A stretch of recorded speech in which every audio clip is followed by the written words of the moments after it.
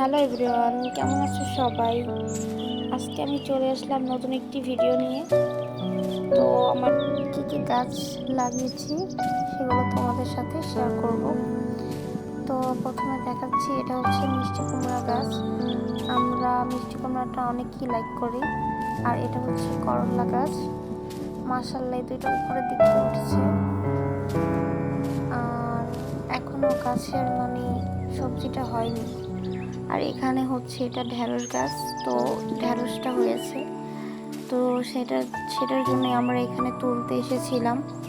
তো দেখো, আমরা ঢেঁড়স তুলছিলাম। নিজেদের কাছে সবজি নিজে হাতে ছেঁড়াটাই অন্যরকম, আমার কাছে খুবই ভালো লাগে।